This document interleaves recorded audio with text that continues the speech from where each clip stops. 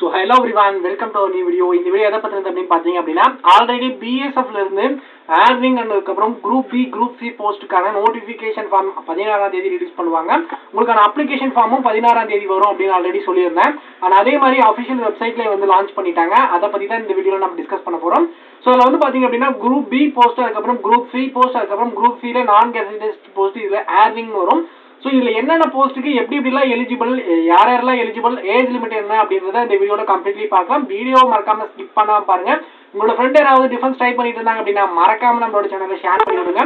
First of all வந்து பாத்தீங்க அப்படின்னா பிஎஸ்எஃப்ல இருக்கக்கூடிய குரூப் சி போஸ்டான ஏர்விங்ல இருக்கக்கூடிய குவாலிஃபிகேஷன் என்ன அப்படின்றத பார்த்துடலாம். ஸோ இதில் வந்து பார்த்தீங்க அப்படின்னா நீங்கள் அஃபிஷியல் வெப்சைட் BSF.gov அப்படின்ற ஒரு வெப்சைட்டுக்குள்ளே வந்துட்டீங்க அப்படின்னா ரெக்ரூட்மெண்ட் போர்ட்டலுக்குள்ளே வந்து பார்த்தீங்க அப்படின்னா இந்த இதில் இருக்கும். ஸோ கீழே வந்தீங்க அப்படின்னா உங்களுக்கான கரண்ட் ஓப்பனிங் இதில் இருக்கும். ஓகேங்களா? ஸோ இதில் வந்து மொத்தம் 3 இருக்கும். இதுக்கான அப்ளிகேஷன் இயர் இந்த இடத்துல நீங்கள் அப்ளை இயர்னு கொடுத்தீங்க அப்படின்னா அப்ளை பண்ணுறதுக்கு ஸ்டார்ட் பண்ணலாம். ஸோ ரிஜிஸ்டர் பண்ணிட்டு அதுக்கப்புறம் என்னென்ன சர்டிஃபிகேட் வேணுமோ அது எல்லாமே கொடுத்துட்டு அப்ளை பண்ணலாம். அப்ளை பண்ணுற ப்ரொசீஜர் யாருக்காவது வேணும் அப்படின்னா மறக்காமல் இந்த வீடியோ ஃபுல்லாக பார்த்துட்டு டிஸ்கிரிப்ஷனில் இல்லை கமெண்ட் செக்ஷனில் கேளுங்க. அண்ட் உங்களுக்காக அந்த வீடியோ நெக்ஸ்ட் கொடுக்குறேன். அண்ட் வியூ டீடைல் கொடுத்தீங்க அப்படின்னா PDF டவுன்லோட் ஆயிடும். ஓகேங்களா? ஸோ இதில் இருக்க எல்லா போஸ்ட்டுக்கான பிடிஎஃப்பும் வந்து பார்த்தீங்க அப்படின்னா நோட்டிஃபிகேஷனுக்கான பிடிஎஃப்பும் நம்மளோட டெலிகிராம் சேனலில் கொடுத்துருக்கேன். டெலிகிராம் சேனலுக்கான லிங்க் டிஸ்கிரிப்ஷன் இருக்கு, மறக்காம ஜாயின் பண்ணி டவுன்லோட் பண்ணிக்கோங்க. ஃபர்ஸ்ட் இந்த குரூப் சி போஸ்ட்டுக்கு ஏர்விங்க்கு என்னென்ன எலிஜிபிள் யார் யார் அப்படின்றத பார்த்துடலாம்.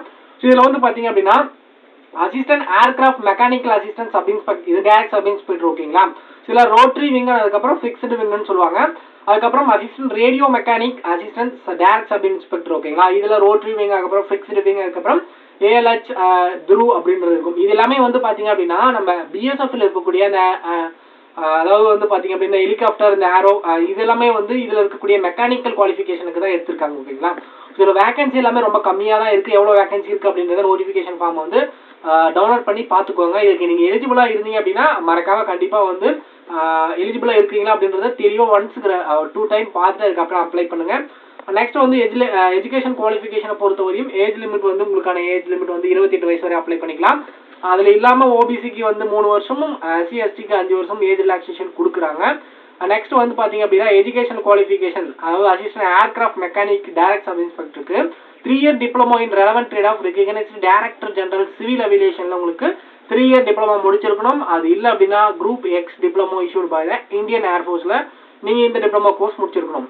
அப்படி இல்லை ரேடியோ மெக்கானிக் என்ன படிச்சிருக்கணும் அப்படின்னா 3 year diploma course of general civil aviation of telecommunication or electronic இன்ஜினியரிங்ல இந்த 3 இயர் டிப்ளமோ முடிச்சிருக்கணும்.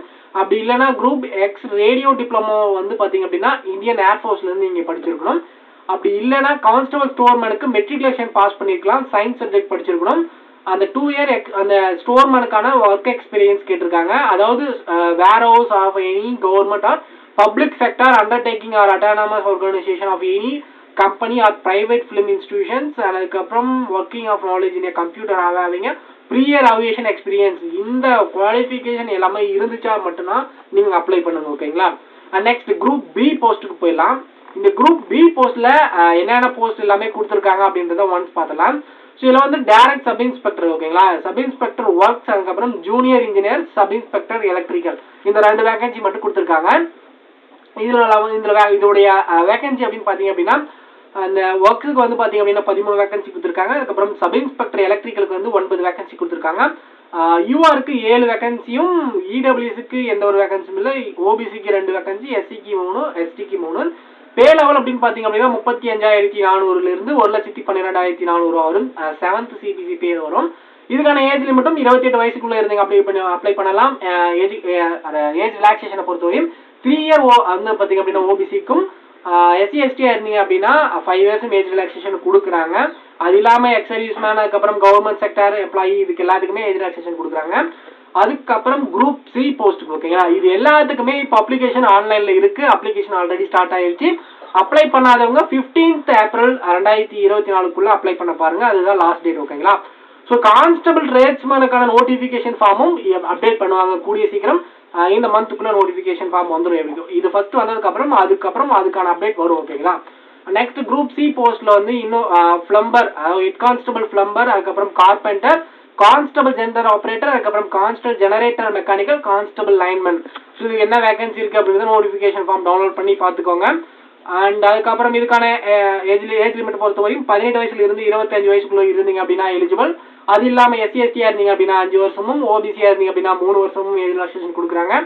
ஆனால் அதுக்கப்புறம் உங்களுக்கான ஹெட் கான்ஸ்டபிள், பிளம்பர், அதுக்கப்புறம் கார்பெண்டர், மெக்கானிக்கல், அதுக்கப்புறம் ஜெனரேட்டர் மோட்டர் இதுக்கான எஜுகேஷன் குவாலிஃபிகேஷனை பொறுத்தவரையும் ITI முடிச்சிருக்கணும். 10th முடிச்சு இந்த ரெலவென்ட் ட்ரேட்ல நீங்க ITI முடிச்சிருந்தா மட்டும்தான் எலிஜிபிள். இதுல தெளிவா கொடுத்துருக்காங்க, அது செக் பண்ணி பார்த்துக்கோங்க. ஓகேங்களா. நெக்ஸ்ட் ஹைட்டை பொறுத்தவரையும் 165 சென்டிமீட்டர் மேலுக்கு இருக்கணும். ஃபீமேலை பொறுத்தவரையும் 157 சென்டிமீட்டர் இருந்தால் போதுமானது தான். அதுக்கப்புறம் செஸ்ட் எவ்வளோ கொடுத்துருக்காங்கன்றதை செக் பண்ணி பார்த்துக்கோங்க. அதுக்கப்புறம் ஃபர்ஸ்ட் செலெக்ஷன் ப்ரொசீஜரை பொறுத்தவரையும் உங்களுக்கான எக்ஸாம் தான் ஃபர்ஸ்ட் இருக்கும். நெக்ஸ்ட் உங்களுக்கான ஃபிசிக்கல் இருக்கும், அதுக்கப்புறம் ட்ரேட் டெஸ்ட் இருக்கும், அதுக்கப்புறம் டாக்குமெண்ட் வெரிஃபிகேஷன், அதுக்கப்புறம் இது எல்லாமே நடக்கும். ஓகேங்களா. ஃபர்ஸ்ட் ரிட்டன் எக்ஸாமினேஷன் என்னென்ன part A, part B, part C, ரீசனிங்ல 20 கொஸ்டினும், ஜென்ரல் அவேர்னஸ்ல 20 கொஸ்டினும், டெக்னிக்கல் சப்ஜெக்ட் அதாவது நீங்க ரெலவென்ட் பிளம்பருக்கு அதாவது அப்ளை பண்ணிருக்கீங்க அப்படின்னா அதுல இருந்து மட்டுமே 60 கொஸ்டின் வரும். டோட்டலா 100 கொஸ்டின் 100 மார்க். இதுல 2 hours உங்களுக்கு டைம் கொடுக்குறாங்க. ஓகேங்களா. ஸோ இதை மட்டும் தெளிவாக பார்த்துக்கோங்க. நெக்ஸ்ட் எல்லா நோட்டிஃபிகேஷன் ஃபார்மும் நம்மளோட டெலிகிராம் சேனலில் கொடுத்துருக்கேன், ஜாயின் பண்ணி டவுன்லோட் பண்ணிக்கோங்க. நெக்ஸ்ட் இதுக்கு அப்ளை பண்ணுற ப்ரொசீஜர் வேணும் அப்படின்னா மறக்காம கமெண்ட் செக்ஷனில் கேளுங்க. அண்டு வேற ஏதாவது டவுட் இருந்தாலும் கமெண்ட் செக்ஷனில் கேளுங்க. கண்டிப்பாக வந்து பார்த்தீங்க அப்படின்னா BSF ட்ரேட்ஸ்மேனுக்கான வேகன்சி வந்து கூடிய சீக்கிரம் அப்டேட் பண்ணுவாங்க. ஓகேங்களா. ஃபர்ஸ்ட் இந்த வருஷத்துக்கான நோட்டிஃபிகேஷன் ஃபார்மே இதுதான் வந்திருக்கு. நெக்ஸ்ட் கூடிய சீக்கிரம் 1 by 1 வரும். ஓகேங்களா. நெக்ஸ்ட் 1 by 1 நெக்ஸ்ட் வேற ஏதாவது இன்ஃபர்மேஷன் தெரிஞ்சால் கமெண்ட் செக்ஷனில் உங்களுக்கு நம்மளோட சேனலில் அப்டேட் பண்ணுறேன். அண்ட் உங்களுக்கு ஏதாவது இன்ஃபர்மேஷன் வேணும் அப்படின்னா கமெண்ட் செக்ஷனில் கேளுங்க. தொடர்ந்து டிஃபென்ஸ் சம்மந்தப்பட்ட ஜாப்ஸ் நோட்டிஃபிகேஷன் தெரிஞ்சுக்க நம்மளோட சேனலில் மறக்காம ஃபாலோ பண்ணுங்க. நீங்கள் நம்ம சேனலை புதுசாக பார்த்துட்டு இருந்தீங்க அப்படின்னா மறக்காம சப்ஸ்கிரைப் பண்ணி பெல் ஐகானை தட்டி ஆல்ல போட்டுருக்காங்க. அண்ட் இன்னொரு வீடியோவில் சந்திக்கலாம். Thanks for